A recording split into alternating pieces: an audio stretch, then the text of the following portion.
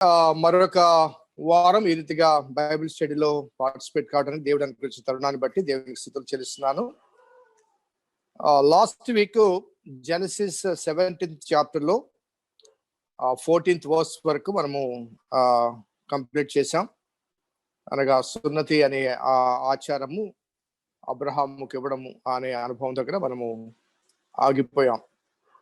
మరి దేవుడు అబ్రహామును పిలిచిన తర్వాత ఆయన అంచెలంచెలుగా తన వాగ్దానాన్ని అబ్రహామునకు అందించడం మాత్రమే కాకుండా అంచెలంచెలుగా అబ్రహామును సిద్ధపరుస్తున్నాడు. నేను గత వారాల్లో కూడా చెప్పాను, we are after human beings. Abraham కూడా మనవలే సామాన్యమైన మానవుడే. కానీ విశ్వాసంలో ఎదుగుతున్నప్పుడు దేవుడు తన సహాయాన్ని మనకు అందిస్తే ఆ సహాయం ద్వారా విశ్వాసంలో దేవుడు కోరిన పరిపూర్ణతలోనికి పరిపక్వతలోనికి రావటానికి అవకాశం ఉంది. చాలాసార్లు మనం అనుకుంటున్నాము, నేను పర్ఫెక్ట్ అయిన తర్వాత దేవుడు నన్ను వాడుకుంటాడు అని మనం భావిస్తూ ఉంటాం. కానీ God wants to make us perfect. ఎందుకంటే ఈ ప్రపంచంలో ఎవరు కూడా పర్ఫెక్ట్ బీయింగ్ లేరు. సో దేవుడే మనల్ని పర్ఫెక్ట్ చేయాలి. కాబట్టి అబ్రహాము జీవితంలో నాకు కనిపించిన, అనగా మనము ధ్యానం చేస్తున్న అంశాల్లో కనిపించిన అంశాలు గమనిస్తే, మరి ఈ was under the process of perfection. ఒక కుమ్మరి మట్టిని తీసుకొని వచ్చి ఒక పాత్రను సిద్ధం చేస్తున్నప్పుడు ఏ రీతిగా ఆ పాత్ర ఆ కుమ్మరి మనసులోనికి అనుగుణంగా సిద్ధం చేయబడటానికి ఏ రీతిగా అయితే కుమ్మరి తన చేతులను ఆడిస్తూ ఉంటాడో, ఆ సమయంలో అన్వాంటెడ్ ఎలిమెంట్స్ ఏమైనా ఉంటే వాటి తొలగించి ఒక పాత్రను చేస్తాడు. ఆ రీతిగా అబ్రహాం వాస్ బీయింగ్ మోల్డెడ్. దేవుని చేత అతడు మలచబడుతూ ఉన్నాడు. ఆ వాస్తవాన్ని మనము గమనించాలి. అలాగే 17th చాప్టర్ వరకు అబ్రాముగా ఉన్నాడు. తాను అబ్రాముగా ఉన్నప్పుడు ఇస్మాయిల్ పుట్టాడు. సో దేవుడు అబ్రాముని అబ్రహాముగా మార్చాడు. సో ఇక మీదట మనకు అబ్రాముగా కనిపించకుండా అబ్రహాముగా కనిపిస్తాడు. A change of name, automatically a change of identity. అతని యొక్క వ్యక్తిత్వంని గుర్తు కలుగుతుంది. అలాగే 15వ వచనంలో కూడా 17-15లో కూడా శారయి పేరును శారాగా మారుస్తాడు. శారయి పేరును శారాగా మారుస్తాడు. ఆమె ప్రిన్సెస్, శారా అంటే ప్రిన్సెస్ అని. మరి అక్కడ ఆమె వలన నీకు కుమారుడు కలుగుతాడు. 16వ వచనం ఒకసారి చదువుతాను చూడండి. నేను ఆమెను ఆస్వాదించి ఆమె వలన నీకు కుమారుని కలగ చేసేదను, నేను ఆమెను ఆస్వాదించదను, ఆమె జనములకు తల్లి అయి ఉండును, జనముల రాజులు ఆమె వలన కలుగుతారని అబ్రహాముతో చెప్పాను. అప్పుడు అబ్రహాము సాగిలపడి నవ్వి, 100 ఏండ్ల వానికి సంతానం కలుగున, 90 ఏండ్ల శారా కరుణ అని తన మనసులో అనుకొనెను. ఇక్కడ ఇద్దరి పేర్లు మార్చడం, అనగా అబ్రహాం పేరును అబ్రహాముగా, శారాయి పేరును శారాగా మార్చడం కనుక దేవుని ప్రణాళికలో వారు ఒక స్టెప్ ఫర్దర్ విశ్వాసంలో కానీ, లేకపోతే దేవుడు మలిచిన ఆ అనుభవాల్లో కానీ ఒక స్టెప్ ఫర్దర్ వచ్చారు. కాబట్టి దేవుడు వారి పేరుతో పాటుగా వారి ఐడెంటిటీ కూడా మారుస్తున్నాడు. అనగా గతంలో ఉన్న ఆ వీక్నెసెస్ లో నుంచి ఒక పర్ఫెక్ట్ బీయింగ్ గా వారిని మలిచే ప్రాసెస్ లో, అనగా ఇప్పటికీ ఇంకా పర్ఫెక్ట్ కాలేదు. ఈ పర్ఫెక్షన్ అనేది ఎక్కడ కనబడుతుందంటే 22వ అధ్యాయంలో అబ్రహాం ఇస్సాకును బలి అర్పించే ఆ సమయంలో కనబడుతుంది. అప్పటి వరకు ప్రాసెస్. కాబట్టి ఈ ప్రాసెస్ లో ఒక స్టెప్ ఫర్దర్, ఒక విధంగా చెప్పాలంటే ఈ ఫైనల్స్ సెమీఫైనల్స్ ఉంటాయి కదండి, సెమీఫైనల్స్కి వచ్చినట్టుగా లెక్క అబ్రహాం కానీ శారై కానీ. సో వాళ్లకు ఆ పేర్లు మార్చి ఇక్కడ ఆ వాగ్దానాన్ని తిరిగి కన్ఫర్మ్ చేస్తూ, ఆమె వలన, అనగా శారా వలన నేను ఆమెను ఆశీర్వదించాను, ఆమె వలన అనేక జనములకు తల్లి అయి ఉంటుంది, ఆమె రాజులు ఆమెలోంచి వస్తారు. ఈ మాట కన్ఫర్మ్ చేయడానికి గల కారణం ఏంటంటే 16th చాప్టర్లో హాగరు ద్వారా ఇస్మాయిల్ జన్మిస్తారు. కాబట్టి ఒకవేళ శారా ఈ ఇస్మాయిలే వారసుడు కదా అనే భావనలో, అబ్రహాం కూడా ఇస్మాయిల్ తన సంతానమే కాబట్టి అలా భావించే అవకాశం ఉంది. కాబట్టి గాడ్ వాజ్ రీకన్ఫర్మింగ్, మరలా కన్ఫర్మ్ చేస్తున్నాడు, నేను నీ భార్య అయిన శారా ద్వారా గర్భఫలాన్ని అనుగ్రహించబోతున్నాను అనే ఆ కన్ఫర్మేషన్ కలుగుతుంది. అలాగే ఆ చివరి 17వ అధ్యాయంలోనే 24వ వచనం నుంచి మనం గమనిస్తే, అబ్రాహాము గోప్యాంగ చర్మము సున్నతి చేయబడినప్పుడు అతడు 99 ఏండ్ల వాడు. అతని కుమారుడు ఇస్మాయిలు ఆ సున్నతి చేయబడినప్పుడు అతడు 13 ఏండ్ల వాడు. ఒక్కదిన మంది అబ్రాహామును అతని కుమారుడైన ఇస్మాయిలును సున్నతి పొందిరి. ఒక్కదిన మంది తండ్రి కొడుకులు సున్నతి పొందారు. సో దీన్ని బట్టి ఇంకొక డిఫరెన్స్ మనం కనుగొనే ఒక డిఫరెన్స్ ఏంటంటే, ఇస్మాయిలు పుట్టినప్పుడు సున్నతి అనే సాంప్రదాయము అప్పటికి అందించబడలేదు. అనగా Ismail was Born before the circumcision. ఆ సున్నతి అనే ఆ సాంప్రదాయాన్ని, ఆచారాన్ని, ఆ ఆచారము దేవునికి, అబ్రహాము సంతానానికి దేవునికి మధ్య కలిగిన ఆ నిబంధన ద్వారా కలిగింది. కాబట్టి ఆ నిబంధనకు ముందు ఇస్మాయిల్ జన్మించాడు.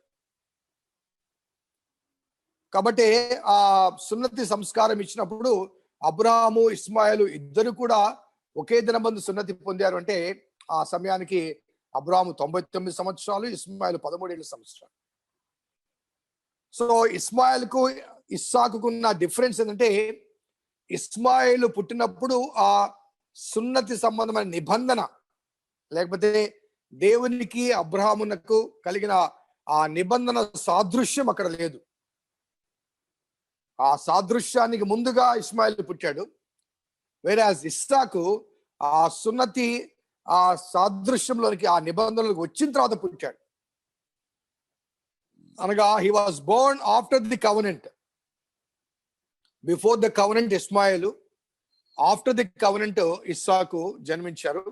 ఇద్దరు అబ్రహాము సంతానమే అయినప్పటికీ, ఇద్దరిని దేవుడు దీవించినప్పటికీ, కానీ ఏర్పాటు చేయబడిన సంతానముగా ఇస్సాకు సంతానం మాత్రమే పిలువబడటానికి గల కారణం ఏంటంటే, ఇస్సాకు మరి ఆ నిబంధన, లేకపోతే ఆ సర్కంసిషన్ అనే ఆ నిబంధన కలిగిన తర్వాత జన్మించిన వాడు. అదే రీతిగా ఇస్సాకు జన్మకు ముందు వారిద్దరి పేర్లు మార్చబడ్డాయి. అబ్రహాం పేరు, శారాయి పేరు, ఇద్దరి పేర్లు మార్చబడి అబ్రహాముగా, శారాగా మార్చబడ్డారు. పేర్లు మారిన తర్వాత, సున్నతి వారికి అనుగ్రహించబడిన తర్వాత అప్పుడు ఇస్సాకు పుట్టాడు. సో ఈ డిఫరెన్సెస్ మనం గమనించాలి ఇస్మాయిల్కు, ఇస్సాకు. అలాగే ఇస్మాయిల్ కూడా అబ్రహాము సంతానమే కాబట్టి అబ్రహాము ఇస్మాయిల్ కొరకు ప్రార్థన చేస్తాడు. ఒకసారి 17వ అధ్యాయంలోనే 20వ వచనం చూడండి. ఇస్మాయిల్ గూర్చి నీవు చేసిన మనవి నేను వింటిని, ఇదిగో నేను అతని ఆశీర్వదించి అతనికి సంతానాభివృద్ధి కలగచేసి అత్యధికంగా అతని విస్తరింపచేసను. అతడు 12 మంది రాజులను కన్ను, అతనిని గొప్ప జనంగా చేసను. అయితే వచ్చు సంవత్సరమునకు ఈ కాలమందు శారా నీకు కనబోవు ఇస్సాకుతో నా నిబంధన స్థిరపరచుదని చెప్పాడు. ఇస్మాయిల్ కూడా దీవించబడతాడు, గొప్ప జనం అవుతాడు, 12 మంది రాజులు వస్తారు అతనిలోంచి. కానీ నిబంధన జనం ఎవరంటే శారాయి ద్వారా జన్మించబడిపోయేవాడే నిబంధన జనుడు. ఒకసారి ఆ ఇస్మాయిల్ ఏ రీతిగా దీవించబడ్డాడో, అనగా ఇక్కడ చెప్పబడ్డ వాగ్దానము ఏ రీతిగా నెరవేర్చబడిందో ఆదికాండం 25వ అధ్యాయం 12 నుంచి నేను చదువుతాను. ఐగుప్తీయురాలను శారా దాసైన హాగరు అబ్రహామునకు కనిన అబ్రహాము కుమారుడు ఇస్మాయిల్ వంశావళి ఇదే. ఇస్మాయిల్ జ్యేష్ఠ కుమారుడైన సెబాయోతు, కేదారు, అద్బయోతు, మిష్మా, దుమారమషా, హదరు, తేమా, ఎతూరు, నాపీరు, కెదెమ అను వారి వారి వంశాల ప్రకారము వారి పేర్ల చొప్పున ఇస్మాయిల్ కుమారుల యొక్క పేర్లు, వారి వారి గ్రామంలో వారి వారి కోటలో ఇస్మాయిల్ కుమారులు వేరే, వారి పేర్లు ఇవే. వారి వారి జనముల ప్రకారము వారు 12 మంది రాజులుగా ఉన్నారు. ఇస్మాయిల్ బ్రతికిన సంవత్సరంలో 130 ఏళ్ళు. అప్పుడు అతని ప్రాణం విడిచి పితరులకు చేర్చబడును అంటూ ఇస్మాయిల్ సంతానం గురించి, దేవుడు ఇస్మాయిల్ను ఏ రీతిగా దీవించాడో ఆ వాస్తవాన్ని తెలియచేశాడు. సో ఇస్మాయిల్ హాగరు ద్వారా జన్మించినప్పటికీ అతను షారై ద్వారా జన్మించబడలేదు కాబట్టి, అతడు వాగ్దాన సంతానం కాకపోయినప్పటికీ అతడు అబ్రహాము వలన జన్మించాడు కాబట్టి, అబ్రహాము ఇస్మాయిల్ గురించి విజ్ఞాపన చేశాడు కాబట్టి అబ్రహాము ప్రార్థన ఆలకించి ఇస్మాయిల్ను ఆయన దీవించాడు. ఎందుకంటే ఇస్మాయిల్ కానీ హాగర్ కానీ మరి ఆ రీతిగా వారు ఆ యజమాని లేకపోతే యజమానురాలు చేతిలో వారు వాడబడ్డారు, కానీ వారి పొరపాటు అక్కడ లేదు. ఎందుకంటే వారు యజమానుని మాటకు విధేయత కనబర్చారు కాబట్టి ఇస్మాయిల్ కానీ హాగర్ కానీ మరి దేవుడు వారిని దీవించడానికి ఒక ఏర్పాటు చేశాడు. సో ఇక్కడ మరలా దేవుడు చెబుతూ 21వ వచనంలో, అయితే వచ్చు సంవత్సరము ఈ కాలమందు శారా నీకు కనబో ఇస్సాకుతో నా నిబంధన స్థిరపరచడం చెప్పాను. ఆ మాట చెప్పిన తర్వాత తిరిగి 18వ అధ్యాయంలో మరి అబ్రహాము దగ్గరికి మమ్రే దగ్గర సింధూర వనంలో అబ్రహాము ఎండవేళ గుడారపు ద్వారమందు కూర్చున్నప్పుడు యెహోవా అతనికి కనబడెను.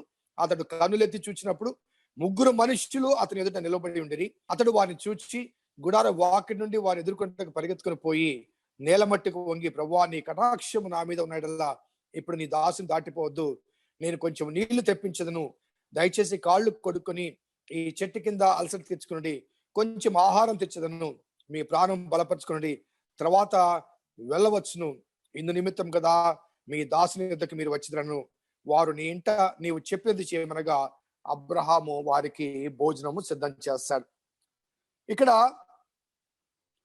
17వ అధ్యాయం 21వ వచనంలో దేవుడు స్వయంగా ఆయన దర్శనమందు షారై ద్వారా నీకు కుమారుని కంటావు, ఇక మీద నెక్స్ట్ ఇయర్ కల్లా నీవు కుమారుని కంటావు అని చెప్పినప్పటికీ కూడా తిరిగి స్వయంగా 18వ అధ్యాయంలో దేవుడు తన 2 దూతలతో కలిసి యెహోవా దేవుడు ప్రత్యక్షంగా డైరెక్ట్ గా రావటానికి ఎందుకు రావాల్సి వచ్చింది? ఎందుకంటే ఆ వాగ్దానం ఆల్రెడీ 17-20 చెప్పాడు, 20-21 చెప్పాడు, ఇక మీద రాబోయే సంవత్సరానికి షారాయ్ బిడ్డను కంటుందని. మరలా వచ్చి ఇక్కడ కన్ఫర్మ్ చేయడానికి గల కారణాల్లో ఒక కారణం ఏంటంటే అబ్రహాము విశ్వాసంలో పరిపూర్ణతలోనికి ఇంకా రాలేదు కాబట్టి అప్పటి వరకు దేవుడు ఏ రీతిగా దర్శనం ఇచ్చాడంటే ఆయన దర్శనమందు లేకపోతే స్వప్నమందు కనబడ్డాడు, కానీ వ్యక్తిగతంగా పర్సన్ గా కనిపించలేదు. అలాగే 15వ అధ్యాయంలో యెహోవా వాక్యం అతని దగ్గరికి వచ్చింది అనగా the message was sent to him but not in person. కాబట్టి వాక్యం వచ్చింది, లేకపోతే దర్శన రీతిగా తెలుసుకుంటూ వచ్చాడు, కానీ స్వయంగా అతనికి ఆ కన్ఫర్మేషన్ ఇవ్వాలి, అబ్రహాములో ఆ వాగ్దానము ఆ ఆశీర్వాదం పొందదగిన రీతిగా విశ్వాసం పెంపొందింప చేయాలి అని అక్కడ ఈ విషయాన్ని తెలియచేయడానికి దేవుడు స్వయంగా 2 దేవదూతలతో పాటు వచ్చాడు. చాలా మంది కొంతమంది థియాలజియన్స్ ఏమంటారంటే అక్కడ ట్రినిటేరియన్ కాన్సెప్ట్ ఉంది, ఆ ఇద్దరు ఎవరో కాదు, తండ్రి కుమార పరిశుద్ధాత్మ త్రియేక దేవుడు అని చెప్పడం జరుగుతుంది. కానీ 19వ అధ్యాయం మొదటి భాగంలో ఆ సాయంకాలం మందు ఆ 2 దేవదూతలు సొదొమ చేరినప్పుడు అంటూ సొదొమకు 2 దేవదూతలు వెళ్తారని, వారు లోతును అతని కుటుంబాన్ని లాక్కుని వస్తారని చెప్పిన ఆ మాటలు జ్ఞాపకం చేసుకుంటే మరి అక్కడ ఆ ట్రినిటేరియన్ కాన్సెప్ట్ కన్నా మరి 2 దూతలతో కలిసి యెహోవా దేవుడు వచ్చాడు అని భావించడానికి అవకాశం ఉంది. అలాగే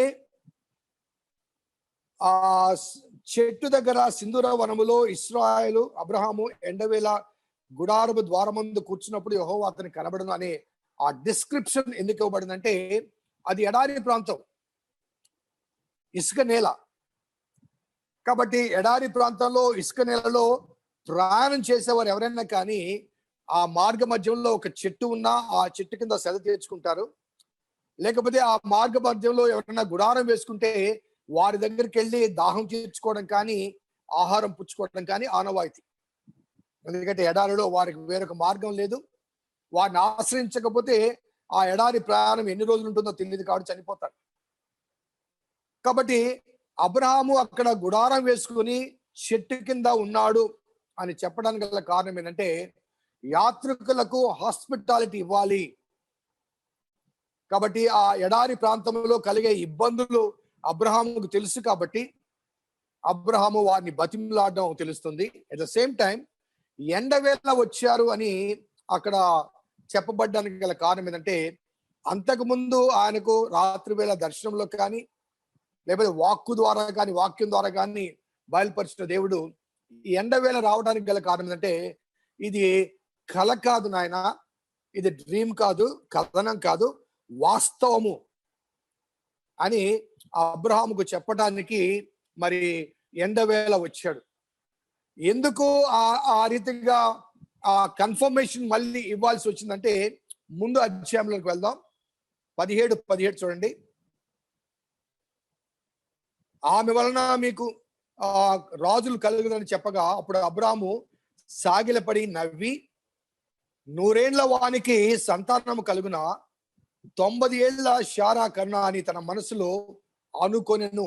అనగా ఇంకా అనుమానపు బీజము అబ్రహాములో ఉంది కాబట్టి దేవుడు స్వయంగా రావడం జరుగుతుంది. అదే రీతిగా 18:13లో శారాయి కూడా నవ్వుతుంది. ఎందుకు నవ్వావంటే నేను నవ్వలేదు అంటుంది. నువ్వు నవ్వావు అని దేవుడు కన్ఫర్మ్ చేస్తాడు. ఈ ఇద్దరు అనగా అబ్రహాము నవ్వుతాడు, శారా కూడా నవ్వుతుంది.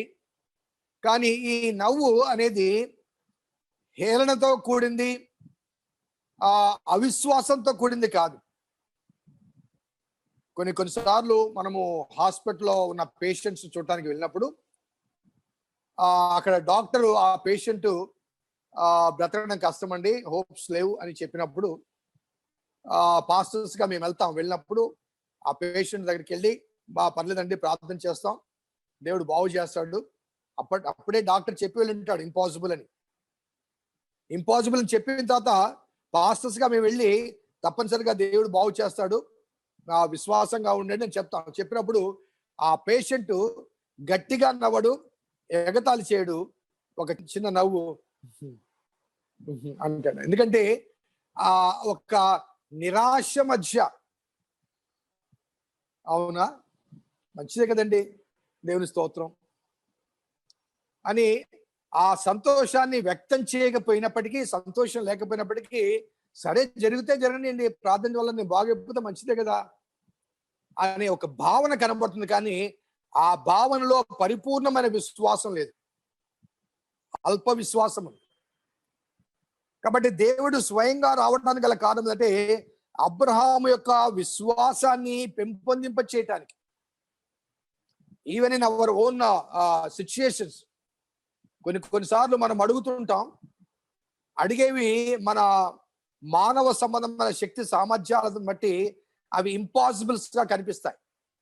ఈవెన్ శారా 99 ఏళ్ళు నాకున్నాయని అబ్రహాం అంటే 90 ఏళ్ళు అని శారా అంటుంటే, మరి ఆ వయసులో వారికి గర్భఫలము కలగడం అనేది హ్యూమన్లీ ఇంపాసిబుల్. కానీ దేవుని ఆ శక్తి ఎప్పుడు బయలుపడుతుందంటే, when human capacity fails, మానవ శక్తి కానీ జ్ఞానము కానీ విఫలమైపోయినప్పుడు దేవుని శక్తి ప్రస్ఫుటం అవుతుంది.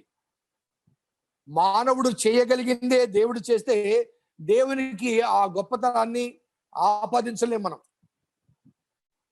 కాబట్టి మానవునికి అసాధ్యమైనవి దేవుడు సాధ్యపరిచినప్పుడు, అందుకే పౌలు అంటాడు, నన్ను బలపరచు వాడిని బట్టి నేను సమస్తము చేయగలను. అనగా I have a capacity, I can do anything because I have my God who can strengthens me. నన్ను బలపరచు వాడిని బట్టి నేను సమస్తం చేయగలను. సో ఈ విజిట్, దేవుడు స్వయంగా రావటానికి ఈ విజిట్ గల కారణం ఏంటంటే, అబ్రహాం యొక్క విశ్వాసాన్ని పెంపొందింప చేయటానికి.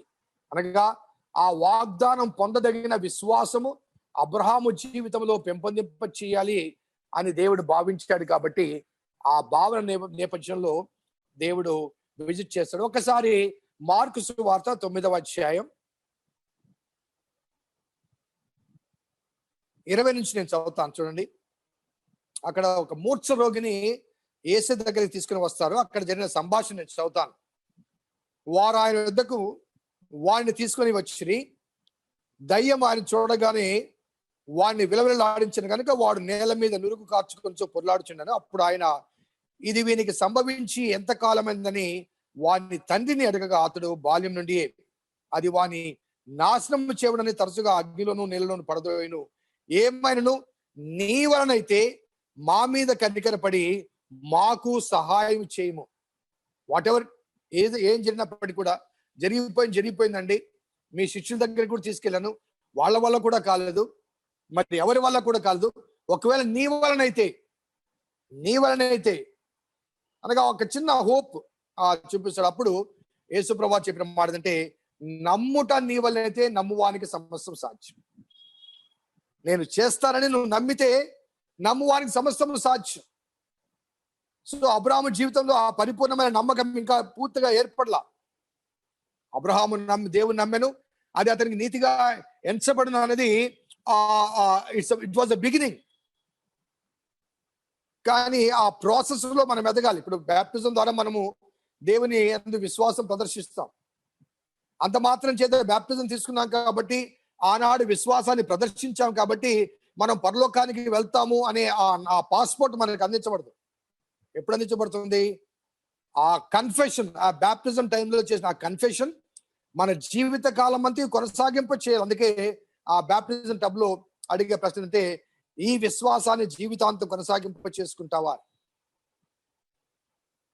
సో కాబట్టి ఈ ఎగ్జాంపుల్, ఈ మార్కు సువార్తలో ఎగ్జాంపుల్ ఏమని చెప్తుందంటే, అయ్యా నీ వలనైతే నా కుమారుని బాగు చేయంటే, నమ్ముట నీ వలనైతే నమ్మువానికి సమస్తం సాధ్యమైనప్పుడు ఆ తండ్రి నమ్ముచున్నాను అని వెంటనే ఏమిటంటే, నాకు అపనమ్మకం ఉండకుండా సహాయం చేయి, స్ట్రెంగ్థెన్ మై ఫెయిత్.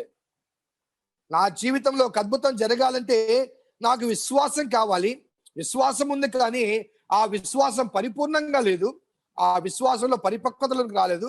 అనగా నా జీవితంలో ఒక అద్భుతము జరిగించబడే విశ్వాసాన్ని నేను ఇంకా పొందలేదు కాబట్టి, ఆ అద్భుతము నా జీవితంలో పొందే ఆ విశ్వాసాన్ని కూడా నీవే పెంపొందింపచ్చే. So that's what God doing at with Abraham. అబ్రహాంతో అదే చేస్తున్నాడు. అబ్రహాం జీవితంలో ఒక అద్భుతం చేయడానికి దేవుడు అబ్రహాంని ఎన్నుకున్నాడు కాబట్టి, అతనిలో ఆ ఆశీర్వాదం పొందదగిన విశ్వాస పాళ్లను దేవుడు పెంపొందింప చేయడానికి ఆయనే స్వయంగా రావడం, ఆయనే స్వయంగా మాట్లాడడం, వారు నవ్విన దాన్ని ఇద్దరిని గమనించి, మరి ఆ నవ్వు అపహాస్యం కాదని, అది నిరాశతో నిస్పృహతో కలిగిన ఆ నవ్వు అని ఆ వాస్తవాన్ని తెలియజేస్తూ, next year by this time you will have a baby, you will have a bye child అనే విషయాన్ని అక్కడ దేవుడు స్వయంగా చెప్పడం అనేది మనకు కనిపిస్తుంది. ఇది ఇలా కొనసాగుచుండగా 18-16 నుంచి అబ్రహామునకు అదే రీతిగా దేవునికి మధ్య ఒక సంభాషణ, ఆ సంభాషణ కూడా లోతు గురించిన సంభాషణ. So the following 19th chapter కూడా లోతు గురించిన అనుభవాలే మనకు కనబడతాయి. ఇక్కడ అబ్రహాము దగ్గర మధ్యాహ్న వేళ భోజనం చేసి వారు తిరిగి వెళ్తున్నారు. ఎక్కడికి వెళ్తున్నారంటే సొదొమ వెళ్తున్నారు. ఆ సొదొమ వెళ్ళే సమయంలో 19వ అధ్యాయం మొదటి భాగంలో ఆ ఇద్దరు దేవదూతలు వెళ్ళారు, కానీ దేవుడని యెహోవా అబ్రహాము దగ్గర ఆగిపోయాడు. అబ్రహాము దగ్గర ఆగిపోయాడు. ఎందుకు ఆగిపోయాడంటే 18-16లో అప్పుడు ఆ మనుషులు అక్కడి నుంచి లేచి సొదొమ తట్టు చూచి అబ్రహాము వారి సాగినప్పుడు వార్త కూడా. అప్పుడు యెహోవా, నేను చేయబో కార్యము అబ్రహామునకు దాచెదనా? అబ్రహాము నిశ్చయముగా బలము గల గొప్ప జనమగును. నేను చేయబోయే కార్యాన్ని అబ్రహాముకు దాస్తానా? సో ఎందుకు ఆయన నేను దాచెదనా అని చెప్పడానికి గల కారణం ఏంటంటే, అబ్రహాముకి ఇవ్వబడిన ఒక టైటిల్లో ఒక ప్రధానమైన టైటిల్ ఏంటంటే, అబ్రహాము దేవుని స్నేహితుడు. అబ్రహాము దేవుని స్నేహితుడు. అనగా స్నేహితుడిగా పాత నిబంధనలో పిలబడ్డ వ్యక్తి ఎవరైనా ఉన్నారంటే అబ్రహాం ఒక్కడే. కొన్ని రెఫరెన్సెస్ మీకు చూపిస్తాను, రాసుకోండి. 2వ దినవృత్తాంతాలు 27లో 20 and 7, అదే రీతిగా ఐజయా 41:8, అదే రీతిగా యాకోబు 2:23.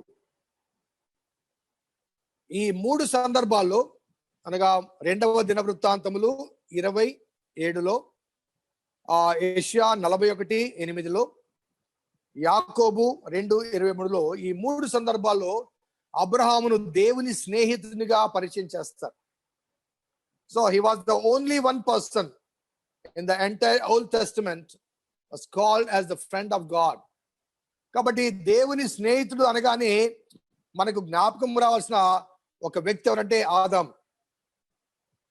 ఎందుకంటే దేవుడు ఆదామును అవ్వలను తయారు చేసి ఏదైనా వనంలో ఉంచినప్పుడు దేవునితో సహవాసం చేయటానికి, సన్నిహితులుగా ఉండటానికి, స్నేహితులుగా ఉండటానికి దేవుడు వారిని ఏర్పాటు చేశాడు అక్కడ. So God wanted to have a fellowship with Adam and Eve. ఆ సాన్నిధ్యాన్ని ఆ సర్పం ద్వారా శోధించబడి వారు పోగొట్టుకున్నారు. కాబట్టి తిరిగి అబ్రహాములో దేవుడు ఆ సాన్నిధ్యాన్ని పొందడం, తద్వారా అబ్రహాము సంతానము ఏర్పాటు చేయబడిన ఇశ్రాయేలు జనాంగముగా ఏర్పాటు చేయబడింది. So because of Abraham, so ఆ స్నేహితుడు కాబట్టి నేను చేయబోయేది అబ్రహామునకు దాచెదనా, దేవుడు చెప్పాల్సిన అవసరం లేదండి. ఎందుకంటే ఆ సొదొమ గొమొర్రాలో పట్టణము చాలా వికెట్ గా ఉంది. కాబట్టి అక్రమాన్ని దేవుడు సహించడు, కాబట్టి వారిని నాశనం చేయడం అనేది దేవుని ఆలోచన. కాబట్టి ఆ దాన్ని నాశనం చేయడానికి అబ్రహామును సంప్రదించవలసిన అవసరం లేదు, అబ్రహాముకు పర్మిషన్ అవసరం లేదు, అబ్రహాముకు చెప్పవలసిన అవసరం లేదు.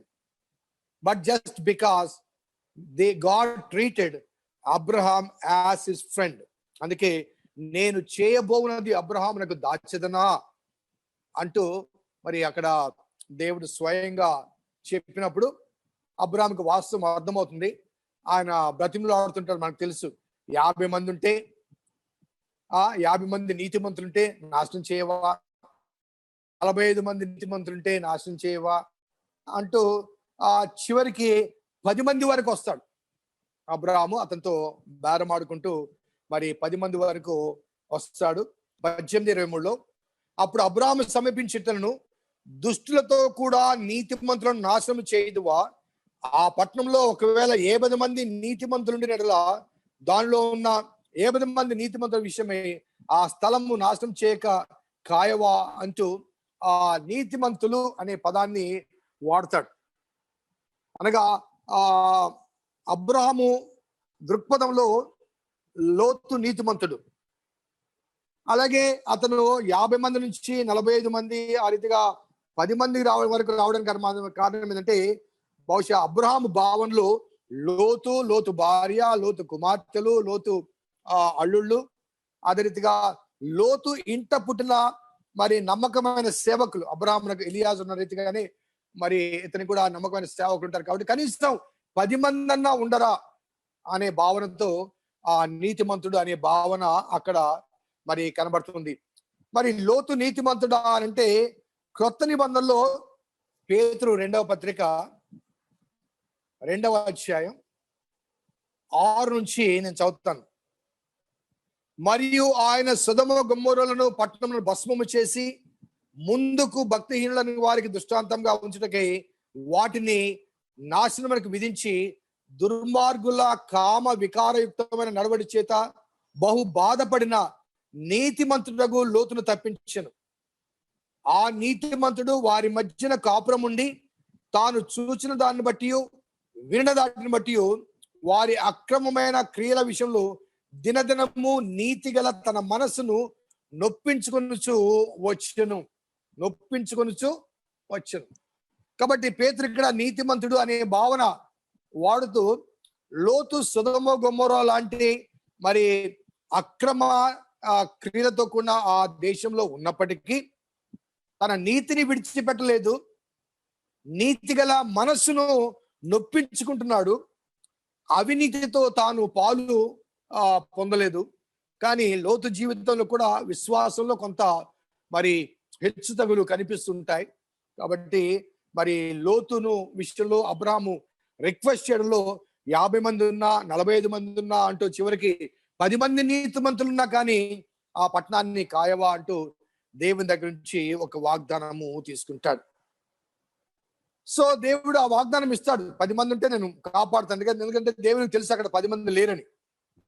10 మంది లేరని దేవునికి తెలుసు కాబట్టి, ఓకే నువ్వు ఇంతగా అడుగుతున్నావు కాబట్టి if I will consider if there is 10 righteous people in that land అని దేవుడు చెప్పి వెళ్ళిపోతాడు. 19th చాప్టర్లోకి వచ్చేసరికి అక్కడ సాయంకాలం మందు ఆ ఇద్దరు దేవదూతలు సొదొమ చేరినప్పటికీ లోతు సొదొమ గవిని దగ్గర కూర్చొని ఉండేను. లోతు వారిని చూచి వారి ఎదురుగుంటకు లేచి సాష్టాంగ నమస్కారం చేసి, నా ప్రభువులారా దయచేసి మీ దాసుని ఇంటికి వచ్చి రాత్రి వెళ్ళబుచ్చి కాళ్ళు కడుక్కునుడి, మీరు పెందలకడ లేచి మీ త్రోవను వెళ్ళవచ్చునను. అందుకు వారు అలాగు కాదు, నడివీధిలో రాత్రి వెళ్ళబుచ్చదమనేది.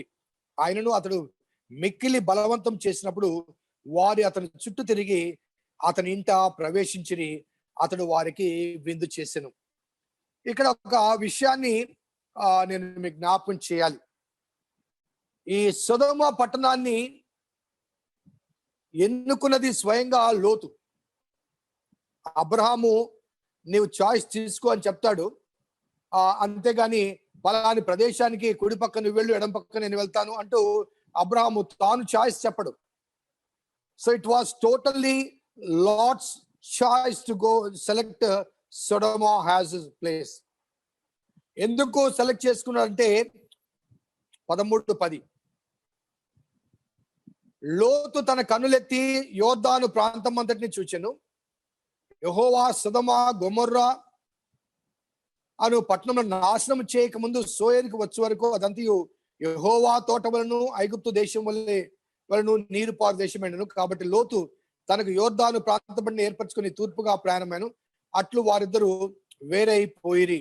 13వ వచనం చూస్తే, సొదొమ మనుష్యులు దుష్టులను యెహోవా దృష్టికి బహు పాపులై ఉండిరి. లోతు అబ్రాహామును విడిచిపోయిన తర్వాత యెహోవా కన్నులెత్తి అబ్రాహాముతో మాట్లాడతాడు. సో ఇక్కడ లోతు యొక్క చాయిస్ మనం ఒకసారి గమనిస్తే ప్రాస్పరిటీ చూచాడు. దేవుడు అప్పుడే స్వయంగా అక్కడ ఉన్నారు.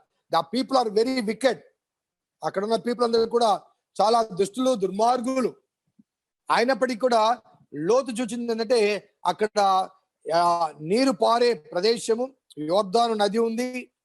అదే రీతిగా యెహోవా తోట వలె కనబడింది.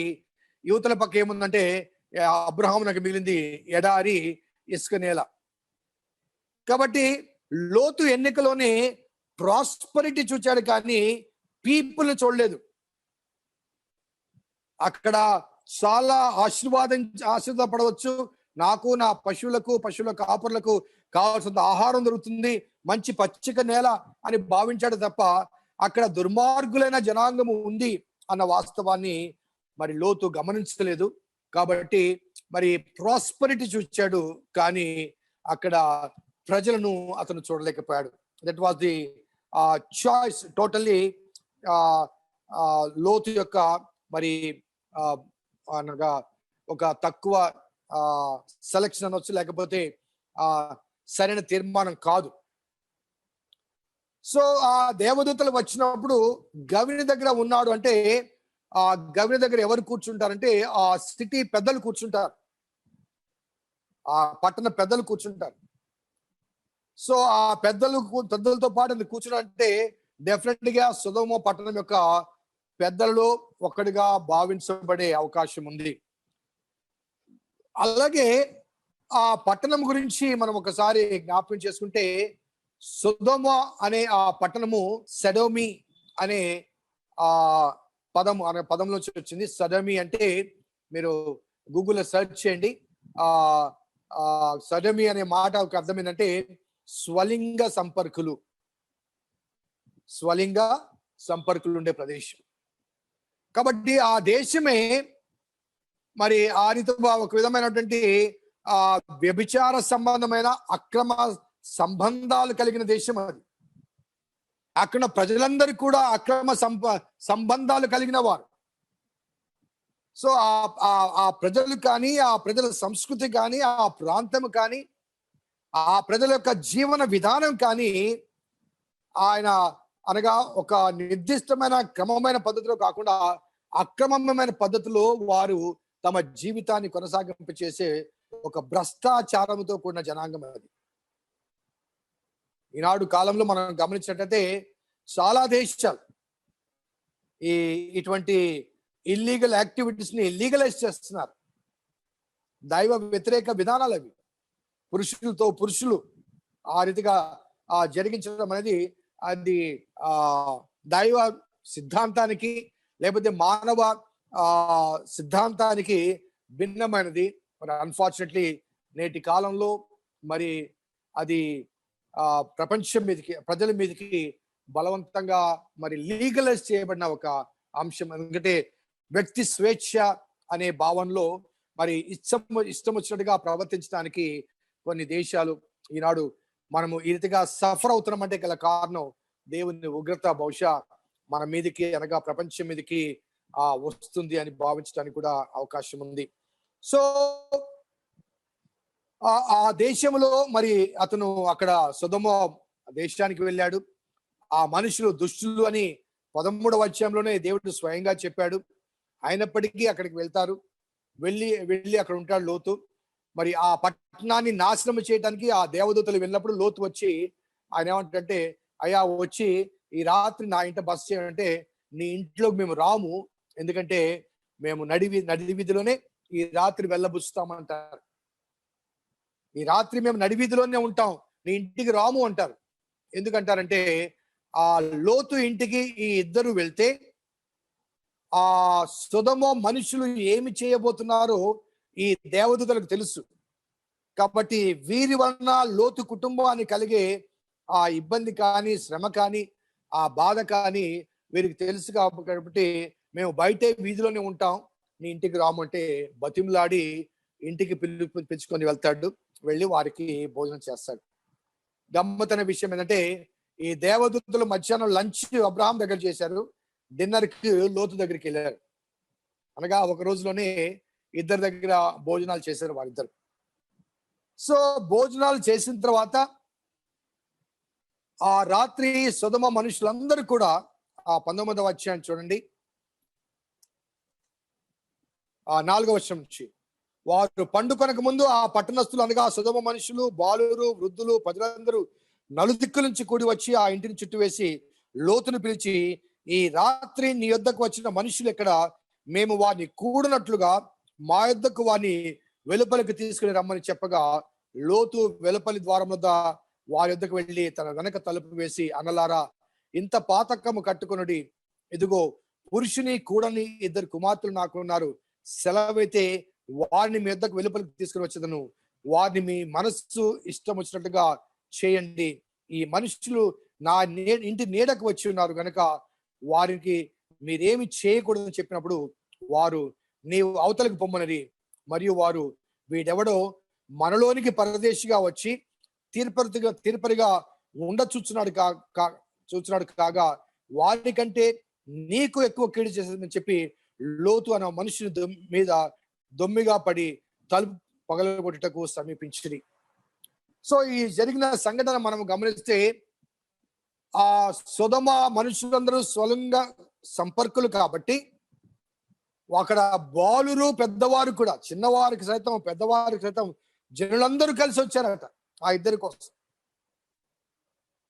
సో లోతు ఆ తలుపు వేసి, అయ్యా కావాలంటే పెళ్లి కాని నా కుమార్తెలు ఉన్నారు, వారి పట్ల మీరు ఇష్టం వచ్చినట్టుగా ప్రవర్తించండి, కానీ నా ఇంటి నీడను ఆశ్రయించారు, వారి జోలికి పోవద్దు అంటూ మరి లోతు చెప్పడం కనుక ఒక భావన ఏంటంటే, లోతు అతని కుటుంబము అనగా లోతు అబ్రహామును విడిచి అక్కడికి వెళ్ళాడు. మరి అతని భార్య కానీ, అతని కుమార్తెలు కానీ, లేకపోతే అతనికి కాబోయే అల్లుళ్ళు కానీ, వారందరూ కూడా ఆ సొదొమ సంస్కృతి సాంప్రదాయాలకు అలవాటు పడిన వారుగా ఉండవచ్చు. కాబట్టి తన కుమార్తెను పంపిస్తాను అని చెప్పడం గల కారణం ఏంటంటే అక్కడ ఆ ఇల్లీగల్ సెక్షువల్ లైఫ్ అనేది కామన్. కాబట్టి ఈ గెస్ట్ అని వదిలేసేయండి, కావాలంటే నా కుమార్తెను పంపిస్తాను. సాధారణంగా ఎవరు అటువంటి సాహసాన్ని చేయరు. ఇంకా తన కుమార్తెల మీదకి ఎవరైనా వస్తే కుమార్తెను దాచిపెట్టి వారిని ముందుకు పంపించే అవకాశం ఉంది. లేకపోతే తానే బయటికి వెళ్ళి నన్ను ఎంతనా కొట్టండి అయ్యా, నా కుమార్తెను వదిలిపెట్టండి అనాలి. కానీ ఇక్కడ ఆ లోతు తన కుమార్తెను అప్పగించడానికి సిద్ధపడ్డ కారణం ఏంటంటే అక్కడ ఉన్నటువంటి సాంప్రదాయాలు కానీ సంస్కృతి కానీ ఆ హోమోసెక్షువల్ లైఫ్ సర్కమ్స్టాన్సెస్ కానీ మరి లోతు ద్వారా ఆ మాట పలకడానికి అవకాశం కలిగింపచేసింది. సో వాళ్ళు ఏమంటారంటే వీడెవడో బయట నుంచి వచ్చి మనకు నీతులు చెప్తున్నాడు, ముందు వీడి సంగతి చూద్దాం అంటారు. అప్పుడు ఆ దేవదూతలు కలగ చేసుకొని లోపలికి వచ్చి తలుపు వేసి వారికి చీకటి కలగ చేసి అప్పుడు ఏమంటే అయ్యా 12వ వచనం చూడండి. అప్పుడు ఆ మనుషులు లోతుతో, మరి ఎవరెవరు ఉన్నారు? నీ అల్లుని, నీ కుమారులను, నీ కుమార్తెలను, ఈ ఊరిలో నీకు కలిగిన వారందరినీ వెలుపలికి తీసుకుని రమ్ము, మేము ఈ చోటు నాశనం చేయవచ్చుతామని వారిని గూర్చి మొర యెహోవా సన్నిధిలో గొప్పదాయను కనుక నాశనం చేయటకు యెహోవా మమ్మల్ని పంపిరని చెప్పగా లోతు బయటికి వెళ్ళి తన కుమార్తెలను పెండ్లాడనై ఉన్న తన అల్లులతో ఈ మాట్లాడి, రండి మనము ఈ చోటు విడిచిపెట్టి రండి, యెహోవా ఈ పట్టణం నాశనం చేయబోతున్నాడని చెప్పాను. అయితే అతడు తన అల్లుల దృష్టికి ఎగతాళి చేయవాని వలె ఉండెను. తెల్లవారినప్పుడు ఆ దూతలు లోతును త్వరపెట్టి, లెమ్ము, ఈ ఊరి శిక్ష నశించిపోకుండా నీ భార్యను ఇక్కడున్న ఈ 2 కుమార్తెను తీసుకుని రమ్మని చెప్పి అతడు తడువు చేసెను. అప్పుడు అతని మీద యెహోవా కనికరపడటం వలన ఆ మనుషులు అతని చేతిని, అతని భార్య చేతిని, అతని 2 కుమార్తెల చేతులు పట్టుకొని వెలుపలికి తీసుకుని వచ్చి ఆ ఊరి బయట ఉంచిరి. ఈ విషయాన్ని ఒకసారి మనము జ్ఞాపకం చేసుకుంటే అక్కడ 12వ వచనంలో నీ అల్లుని, నీ కుమారులను, నీ కుమార్తెలను మాట వాడబడింది. మనకు బాగా తెలుసు లోతుకు కుమార్తెలే ఉన్నారు కానీ కుమారులు లేరు. ఆ కుమార్తెలే ఉన్నారు కానీ కుమారులు లేరు. కానీ ఇక్కడ నీ అల్లుని, అదే రీతిగా నీ కుమారులను అనే ఈ మాట చెప్పడానికి ఒక కారణం ఏంటంటే మరి పురుష సంతానం లేదు కాబట్టి తన స్వాస్థ్యానికి వారసునిగా తన ఇంటి దాసుని ఎన్నుకునే ఆ సాంప్రదాయం ఉంది. 15వ అధ్యాయంలో అబ్రహాం అంటాడు కదా, నువ్వు ఎంత నాకు ఇచ్చినా ఏం లాభయ్యా, నా ఎలియాజరు దమస్కు వాడని ఎలియాజరే కదా నాకు వారసుడు అని చెప్పడము మనకు అక్కడ 15వ అధ్యాయంలో కనబడుతుంది. కాబట్టి కుమారులు అనగానే న్యాచురల్ గా తన గర్భంలో పుట్టినవారు కాకపోవచ్చు, కానీ తన ఆస్తికి లేకపోతే తన వారసత్వానికి తన ఇంట పుట్టిన ఒక దాసుని ఎన్నుకొని ఉండవచ్చు. కాబట్టి నీ కుమారుని అనే మాట అక్కడ వాడబడింది. కాబట్టి బయటికి తీసుకుని వెళ్ళమన్నప్పుడు లోతు తన అల్లులతో ఈ విషయాన్ని చెప్పినప్పుడు ఆ అల్లులు ఇద్దరు కూడా ఎగతాళి చేస్తారు. ఎగతాళి చేస్తే లోతు ఇంకా అనగా బయటికి రావటానికి, ఎందుకంటే అక్కడ ఆస్తి సంపాదించుకున్నాడు, అది ప్రాస్పరస్ ల్యాండ్ అది. కాబట్టి అక్కడ ఆస్తి ఐశ్వర్యాన్ని ఇంకా పెంపొందింప చేసుకుని ఉన్నది. ఎందుకంటే అబ్రహామును విడిచిపెట్టడానికి గల కారణమే ఆస్తి తగాదాలు, పనివారి తగాదాలు. కాబట్టి చాలా ఆస్తితో కూడా దేశానికి వెళ్ళాడు. అది ప్రాస్పరస్ ల్యాండ్ కాబట్టి ఇంకా అధికమైన ఆస్తిని సంపాదించుకొని ఉంటాడు. కాబట్టి అతను అదంతా వదిలిపెట్టి ఒట్టి చేతులతో కట్టుబట్టలతో బయటికి వెళ్ళటానికి లోతు కూడా మనస్కరించలేదు, తడువు చేస్తున్నాడు అని మాట మాడింది. అప్పుడు దేవదూతలు ఏం చేస్తారంటే లోతు భార్యను ఒకరు 2 చేతులతో పట్టుకొని, అదే లోతు కుమార్తెలను ఇంకొకరు 2 చేతులతో పట్టుకొని వారు బలవంతంగా తీసుకుని వస్తారు. బలవంతంగా తీసుకుని రావడానికి గల కారణం అంటే అక్కడ రాయబడ్డ మాట యెహోవా కనికర పడుట వలన. ఎందుకు కనికర పడ్డాడంటే అబ్రహాముకు మాట ఇచ్చాడు కాబట్టి, అబ్రహామును బట్టి లోతు మీద కనికర పడ్డాడు దేవుడు. కాబట్టి వారు తడువు చేస్తుండగా బలవంతముగా ఆ నలుగురిని ఊరి బయటికి తీసుకుని వస్తారు. సో ఈ బయటికి తీసుకుని వచ్చినప్పుడు అక్కడ లోతు అడుగుతాడు, ఆ కొండ మీదకి వెళ్ళండి అంటే అంత దూరం వెళ్ళలేను, ఇదిగో ఈ ప్రాంతం ఉంది, అది చిన్న దేశం, అది ఆ దేశంలో మేము ఉంటాము అంటూ ఆ కొండ మీదకి పారిపోవటానికి ఆ లోతు ఇష్టపడడు. ఒకవేళ కొండ మీదకి పారిపోయి ఉంటే ఏమి జరిగే ఉండేదంటే, ఆ ప్రాంతం అనగా కొండ మీదకి పారిపోకుండా దగ్గరగా ఉన్న ప్రదేశంలో వారు ఆ రాత్రి ఉన్నారు కాబట్టి ఆ వేకువజామున తెల్లవారుగానే ఆ సొదొమ గొమొర్రాలోంచి ఆ పొగ, ఆ ఆ దగ్ధమైన పొగ బయటకు వస్తుంటే మరి లోతు భార్య వెనక్కి చూచింది. ఒకవేళ ఆ పర్వతం మీదకి పారిపోయి ఉంటే లోతు భార్య వెనక్కి చూసే అవకాశం ఉండి ఉండకపోవచ్చు, అంత దూరం వెళ్ళారు కాబట్టి. కానీ దగ్గరలోనే వారు నిలబడిపోయారు కాబట్టి వెనక్కి చూచింది. కారణం ఏంటంటే ఆ లోతు ఉన్న ఆస్తి కానీ, ఐశ్వర్యం కానీ, లేకపోతే తాను సంపాదన యావత్తు కూడా బూడిద పాలవుతుంది. కాబట్టి అది చూసిన వెంటనే న్యాచురల్ గా మరి ఉండే బలహీనత, ముఖ్యంగా స్త్రీలకు ఉండే బలహీనత, మరి అక్కడ ఆమె ఏమేమి దాచిపెట్టుకుందో, ఎటువంటి వస్త్రాలు కానీ, నగలు కానీ ఏమేమి దాచిపెట్టుకుందో కానీ ఆ ఉగ్రత సమయంలో మొత్తం కాలిపోతుంటే వాటిని చూచి ఆమె సహించలేక వెనక్కి చూచి తాను ఉప్పు స్తంభంగా మారింది. కొత్త నిబంధనలో యేసు ప్రభు వారు ఈ రాకడ ప్రత్యక్షత గురించి తెలియజేస్తూ మత్తయి సువార్త 24వ అధ్యాయంలో మత్తయి సువార్త 24వ అధ్యాయంలో ద డే ఆఫ్ జడ్జిమెంట్ గురించి తెలియజేస్తూ 15వ వచనం చూడండి. కాబట్టి ప్రవక్త అయిన దానియేలు ద్వారా చెప్పబడిన నాశనకరమైన హేయ వస్తువు పరిశుద్ధ స్థలమందు నిలుచుట మీరు చూడగానే చదువువాడు గ్రహించును గాక. యూదయలో ఉండువాడు కొండలకు పారిపోవలను, మిద్దె మీద ఉండువాడు తన ఇంటిలోంచి ఏదైనా తీసుకున్నటకు దిగకూడదు, పొలముల్లో ఉండువాడు తన బట్టలు తీసుకొని పోటకు ఇంటికి రాకూడదు. అనగా వెనక్కి చూడకూడదు.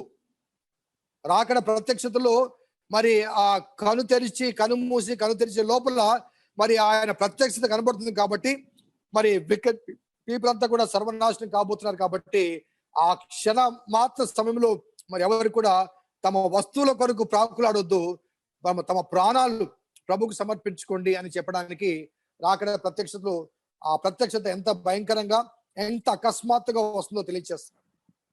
సో లోతు భార్య కూడా మరి ఆమె వెనక్కి చూచి తాను సంపాదించుకున్న స్వాస్థ్యం అంతా కూడా మరి పారిపోవడం మనం గమనిస్తే, అనగా కాలిపోవడం గమనిస్తే వారికి ఇంకా ఆ లోతు అనగా సొదొమ మీద, ఆ సొదొమలో వారు విడిచిపెట్టిన స్వాస్థ్యం మీద వారికి ఇంకా మనస్సు ఉంది అని చెప్పక తప్పదు.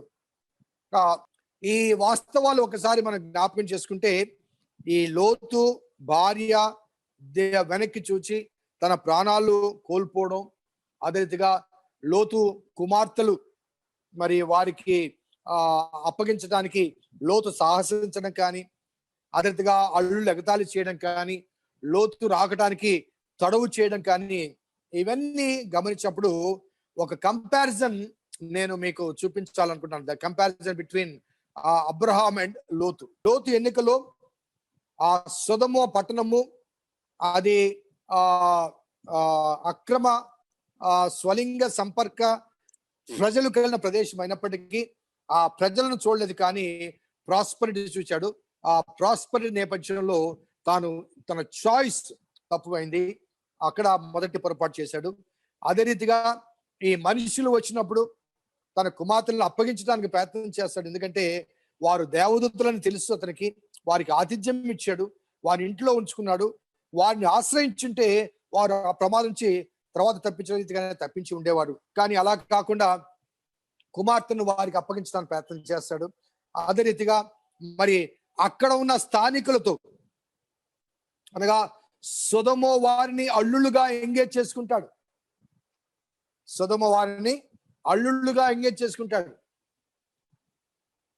అదే రీతిగా బయటికి వస్తున్నప్పుడు ఆయన భార్య వెనక్కి చూచి ఉప్పు స్తంభం అవుతుంది. దాని కారణం ఏంటంటే లోతు తాను వెళ్లాల్సిన ఆ పర్వతం మీదకి వెళ్లకుండా దగ్గర ప్రదేశంలో ఆగిపోవడాన్ని బట్టి.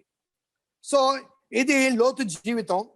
వేరాజ్ అబ్రహాము జీవితాన్ని మనం గమనిస్తే 18వ అధ్యాయంలో దేవుడు స్వయంగా అబ్రహాము సాక్ష్యాన్ని చెప్తాడు. 18వ అధ్యాయం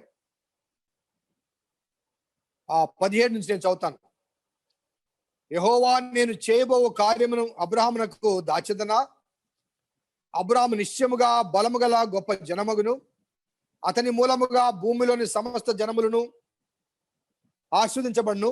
ఎట్లగా యెహోవా అబ్రాహామును గురించి చెప్పినది అతనికి కలగచేయనట్లు తన తర్వాత తన పిల్లలను అతని ఇంటి వారును నీతి న్యాయములు జరిగించుచు యెహోవా మార్గమును గైకొనుటకు అతడు వారికి ఆజ్ఞాపించునని నేను అతన్ని ఎరిగి ఉన్నాను. ఏమని ఎరిగి ఉన్నాడు? అబ్రహాము గొప్ప జనంగా అవుతాడు. ఎలా అవుతాడంటే, నేను అబ్రహామునకు చెప్పిన ఆజ్ఞను తన బిడ్డల బిడ్డలు తర్వాత తన వారు అనుసరించినట్లుగా అబ్రహాము తన బిడ్డలను దేవుని మార్గములో నీతి న్యాయములు జరిగించుచు యెహోవా మార్గమును గైకొన్నట్లుగా అతడు వారికి ఆజ్ఞాపించును. అనగా తన బిడ్డలను ఆయన ఆ రీతిగా పెంచునని దేవునికి నమ్మకం కలిగింది. ఆ నమ్మకము లోతు జీవితంలో కనబడదు. ఆ నమ్మకానికి ఒక సాదృశ్యం చెప్తాను. ఇస్సాకునకు వధువు కావాల్సి వచ్చినప్పుడు 24వ అధ్యాయంలో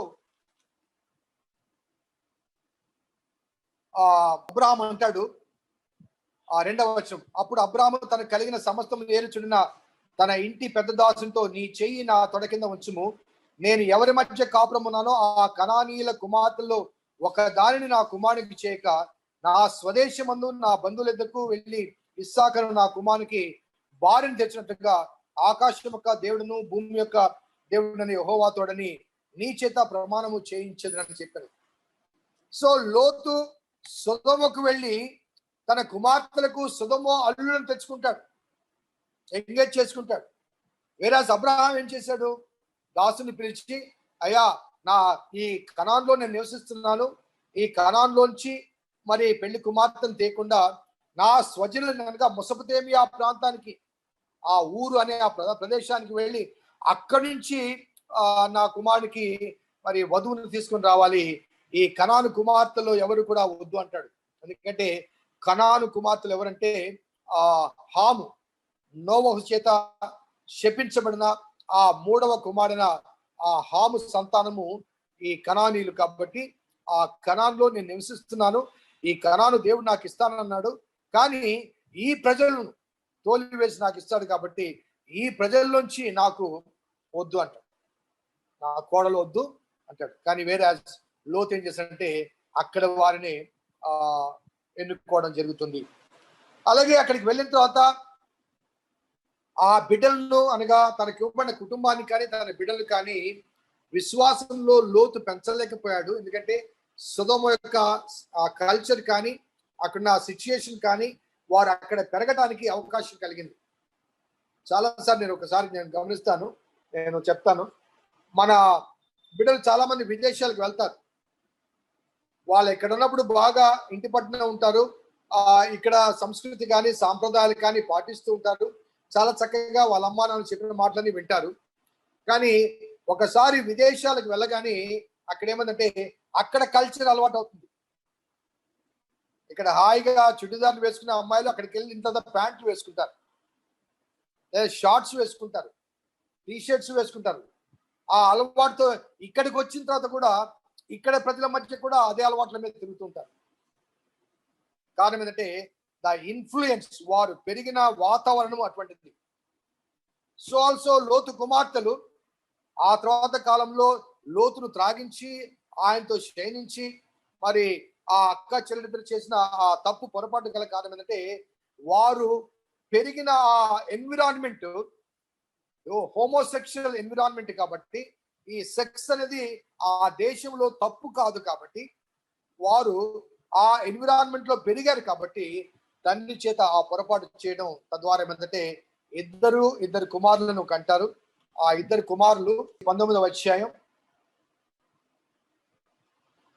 35 నుంచి, ఆ రాత్రియో వారు తమ తండ్రికి ద్రాక్షరసం తాగించి అప్పుడు చిన్నది లేచి అతనితో శయనించిన. అప్పుడు ఆమె ఎప్పుడు శయనించినో ఎప్పుడు లేచిపోయినంత తెలియదు.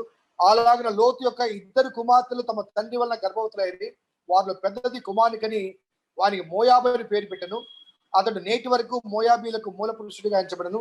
చిన్నది కూడా కుమారునికని అతనికి బెన్నమని పేరు పెట్టను. అతడు నేటి వరకు అమ్మోనీలకు మూల పురుషుడిగా ఉన్నాడు. సో ఆ లోతు కుమార్తెలు చేసిన, అనగా వారు పెరిగిన ఎన్విరాన్మెంట్ నేపథ్యంలో వారు చేసిన పొరపాటును బట్టి వారి ద్వారా కలిగిన ఇద్దరు కుమారులు కూడా ఇశ్రాయేలు జనాంగాన్ని విభేదించే రెండు జాతులకు మూల పురుషులు అవుతారు, అమ్మోనీయులు, మోయాబీలు. సో ఈ రెండు జాతులు కూడా మరి ఇశ్రాయేలు జనాంగానికి చాలా ఇబ్బంది కలిగిస్తారు. ద్వితీయోపదేశ కాండంలో ఒకసారి మోషే వారి గురించి తెలియచేస్తూ వారితో సహవాసం చేయొద్దని చెప్పి ఒక మాట చెప్తాడు. ద్వితీయోపదేశ కాండం 23వ అధ్యాయం 3వ వచనం. అమ్మోనీయుడే కానీ మోయాబీడే కానీ యెహోవా సమాజములో చేరకూడదు, వారిలో 10వ తరం వారిను ఎన్నడూ యెహోవా సమాజంలో చేరకూడదు. అలాగే 7వ వచనంలో, ఎదోమీయులు నీ సహోదరులు గనక వారిని ద్వేషించకూడదు, ఐగుప్తు దేశంలో నువ్వు పరదేశం ఏంటివి గనక ఐగుప్తీయులను కూడా ద్వేషించకూడదు, వారిని పుట్టిన పిల్లలు 3వ తరం వారు యెహోవా సమాజంలో చేరవచ్చునంటూ మరి ఎదోమీయుల పట్ల కన్సిడరేషన్ ఇస్తాడు, ఐగుప్తీయుల పట్ల కన్సిడరేషన్ ఇస్తాడు. కానీ ఇక్కడ మోయాబీయుల పట్ల, అదే రీతిగా అమ్మోనీయుల పట్ల దేవుడు కనికరం చూపడు, ఎందుకంటే వారు ఆ జనాంగాన్ని దగ్గరికి రానివ్వరు. సో ఇది ఇప్పటివరకు జరిగిన విషయాలు. సో ఆది కాండం 19వ అధ్యాయం వరకు మనము ముగించుకుంటే లోతు యొక్క జీవిత ముగింపు మనకు అక్కడ కనబడుతుంది, అనగా ఏ రీతిగా అతడు దేవుని నుంచి దూరం అయిపోయాడు. సో ఈ రెండు ఫ్యామిలీస్ ఈ కంపారిజన్ నేను తెలియజేస్తూ, దేవుని యందలి విశ్వాసముతో తన సంతానాన్ని పెంచగలడు అని అబ్రహాం పట్ల దేవుని నమ్మిక కలిగి దేవుడే స్వయంగా సాక్ష్యం ఇచ్చి అతని సంతానాన్ని ఏర్పరచబడిన సంతానంగా మారుస్తాడు. వేరాజ్ లోతు తాను స్వయంగా తీసుకున్న తీర్మానాలు బట్టి ఆ సొదొమ అనేటువంటి ఆ స్వలింగ సంపర్కుల ఆ దేశానికి వెళ్ళి ఆ సంస్కృతి అలవర్చుకొని తాను కానీ తన భార్య కానీ తన బిడ్డలు కానీ ఆ తర్వాత వారి ద్వారా కలిగిన రెండు జాతులు కానీ దేవునికి మరి ఆయాసం కలిగించే రీతిగా భిన్నమైన రీతిగా మరి ఎదిగినట్లుగా కనబడుతుంది. ఒక నీతి ఇక్కడ కనబడే ఒక నీతి ఏంటంటే, లోతు ప్రాస్పరిటీ చూచాడు. Prosperity is always a problem for our spiritual growth. Prosperity is always a problem for our spiritual growth. Prosperity తప్పు కాదు, కానీ ప్రాస్పరిటీ అనేది చాలా సార్లు మనని ఓవర్ కాన్ఫిడెన్స్ లోనికి లేకపోతే సెల్ఫ్ కాన్ఫిడెన్స్ లోనికి క్రియేట్ చేసి పంపించి దేవుని మీద ఆధారపడకుండా చేస్తుంది. కాబట్టి ఆ ప్రాస్పరిటీ చూసిన వ్యక్తి ఈనాటి కాలంలో కూడా మన పేరెంట్స్ చూడండి, మన తాతలకు కానీ మన ముత్తాతలకు కానీ పావర్టీలో దే వర్ సో ఫెయిత్ఫుల్. పావర్టీలో దే వర్ సో ఫెయిత్ఫుల్. కానీ ఆ ప్రావర్టీలోంచి మనకు ప్రాస్పరిటీ ఇచ్చారు, ఎందుకంటే వారు పడిన కష్టాలు, శ్రమలు, బాధలు మనం పడకూడదని మన విద్యావంతులు గాను, యోగ్యవంతులు గాను, ఉద్యోగస్తులు గాను సమాజంలో ఒక ఉన్నతమైన స్థాయి, ఒక గుర్తింపు కలిగే ప్రాస్పరస్ లైఫ్ మనకి ఇచ్చారు మన parents. Though they had poverty in their life, వారు పేదరికంలో ఉన్నప్పటికీ కూడా ప్రాస్పరిటీ మనకి ఇచ్చారు. కానీ అన్ఫార్చునేట్లీ ప్రాస్పరిటీలో కొనసాగుతున్న నేటి తరం కానీ మన తర్వాత తరం కానీ పావర్టీలో ఉన్న మన పేరెంట్స్ చూపిన ఆ భక్తి కానీ విశ్వాసం కానీ ఈనాడు ప్రాస్పరిటీలో ఉన్న ఈ జనరేషన్స్ చూపించలేకపోతున్నాయి. అబ్రహాము, లోతు, ఈ రెండు జీవితాలు, కుటుంబాల జీవితాల సాక్ష్యాలు గమనిస్తే మరి లోతు అబ్రహాముతో ఉన్నంత వరకు నమ్మకంతో విశ్వాసంతో ఉన్నాడు. కానీ ఎప్పుడైతే ప్రాస్పరిటీని ఆశించి వెళ్ళాడో వెంటనే తన కుటుంబం మొత్తం కూడా యావత్తు మరి పతనమైపోయింది. అనగా ఆ లోతు కుటుంబము ఫిజికల్ గా పతనమైపోయింది, స్పిరిచువల్ కూడా లోతు కుటుంబము నాశనం అయిపోయింది. అటువలే నేడు కూడా మన parents పావర్టీలో they were so faithful and they were acceptable in the sight of the Lord, whereas we are growing our life and we are growing our children in prosperity. Mari I have my own doubts ఈ prosperity మధ్య ఈ faithfulness చూపించగలమా? ఒక చిన్న example చెప్పి నేను ముగిస్తాను. Last Sunday church start అయ్యే సమయానికి ఉదయం నుంచి భయంకరమైన వర్షం, హార్వెస్ట్ ఫెస్టివల్, చాలా భయంకరమైన వర్షం. కానీ ఆ వర్షములో ఆ చర్చికి అటెండ్ అయిన వారు చాలా పేదవారు, సొంత వెహికల్స్ కూడా లేవు, 2 వీలర్స్ కూడా లేవు, ఆటోల్లో సగం తడుచుకుంటూ వచ్చారు. వాళ్ళకి జూమ్ లేదు, స్కైప్ లేదు, ఇంటర్నెట్ లేదు, వాట్సాప్ గ్రూప్ లో కూడా వాళ్ళు లేరు. వచ్చిన 60 మందిలో సగం మంది పేదవారు మాత్రమే వచ్చి వారు పేదవారు కానుకలు ఇచ్చారు అక్కడ. కానీ కార్లు, వెహికల్స్ ఉన్నవారు, వాహనాల్లో రాగలిగిన వారు, తడవకుండా రాగలిగిన వారు ఆలయానికి రాలేదు. So this is small example, the poverty that brings us closer to God, the prosperity that leads us away from God. So ఈ వాస్తవాన్ని మనం గమనించి ఈ ఇద్దరి చరిత్రలో, అనగా లోతు, అబ్రాహాం చరిత్రను బట్టి మన జీవితాలు దేవునికి దగ్గరగా జీవించడానికి, అనగా ఫిజికల్ ప్రాస్పెరిటీ కన్నా, పావర్టీ కన్నా స్పిరిచువల్ పావర్టీ అనేది చాలా ప్రమాదకరం. కాబట్టి ఆ స్పిరిచువల్ పావర్టీలోనికి వెళ్ళకూడదని మనవి చేస్తూ ఈ మాటలు నేను ముగిస్తున్నాను. దేవుడు మిమ్మల్ని దీవించి ఆశీర్వదించును గాక.